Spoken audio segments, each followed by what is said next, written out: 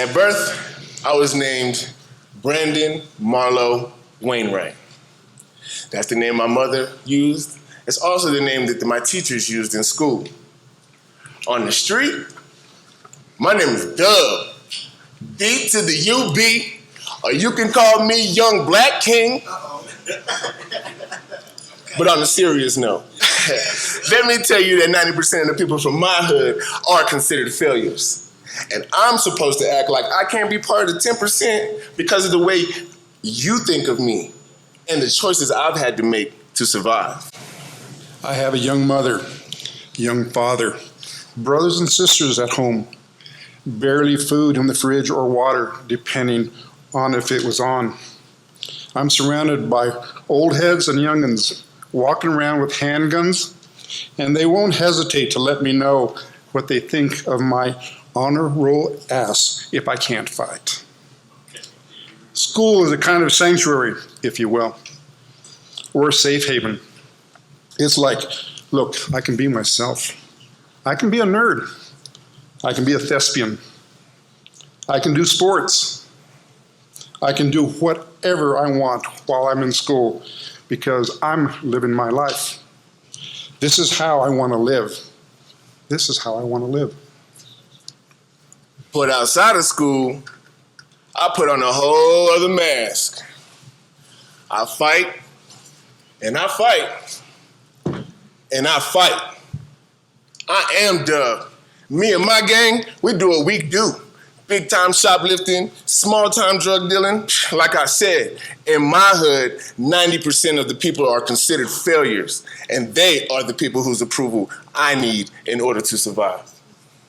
And you might not like the guys I hang out with, but they are the only ones who have my back, and I have their back. Oh, I do. This is not the life I want to live, but this is the life I have to live.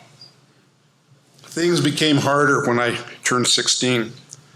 I stood up for my brother against my father, and for that, I'm out of the house. I'm no longer his mouth to feed. From 16 on, there isn't anyone to give me a roof, clothes, food. I have to go and do that with the help of my gang, and that's why I said I had to live, find a way. And then I was losing my life because at a young age, trying to be an adult, you really can't have a life. You kind of have to give that up. But still, I stay a star student, honor roll, state champ athlete, accolades after accolades. Against all odds, I still kept my cards. I kept my cards. And by my senior year, it is very clear I'm going to be part of the 10% that makes it. That makes it. Women, money, cars. I mean, I'm headed for the NFL. I have a full ride sports scholarship.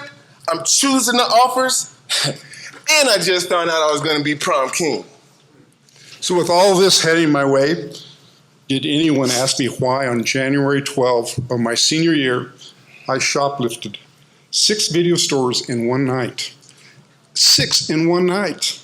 Instead of working hard to prove what a terrible criminal I was, did anyone consider I might also have been a young man having a hard time and needing some help?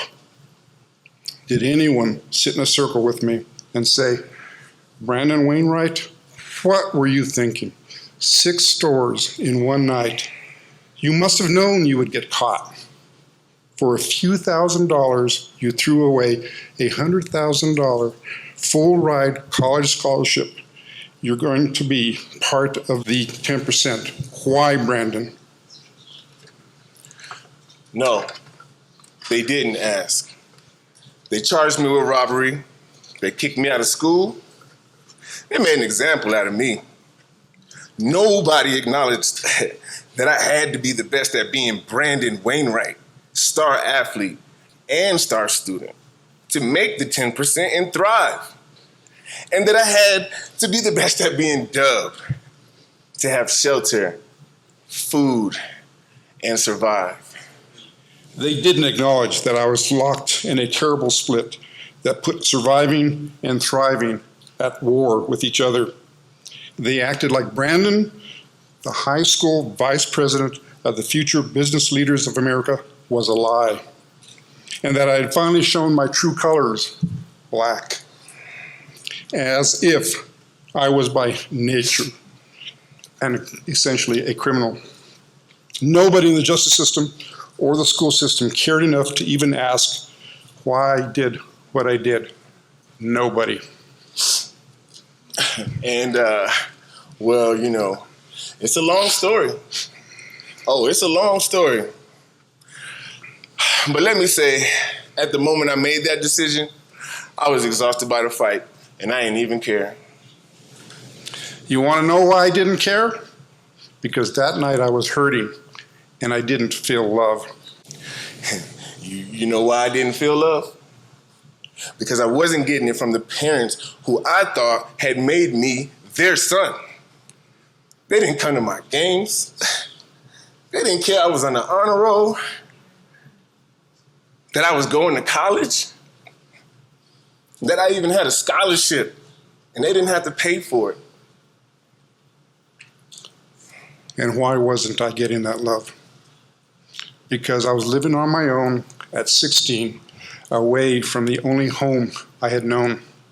And because my parents were young, and they hadn't grown up with much love, and they were busy fighting poverty, fighting racism, fighting their own ignorance, fighting to survive themselves, and tired of fighting with me and struggling with how to raise a young black son in a place where the streets have so much power and a parent has so little. Or you can just knock it down to the fact that where I was raised, you're either born with it or you're born without it. No matter what you apply that to. And I thought I'd rather be caught with it than without it.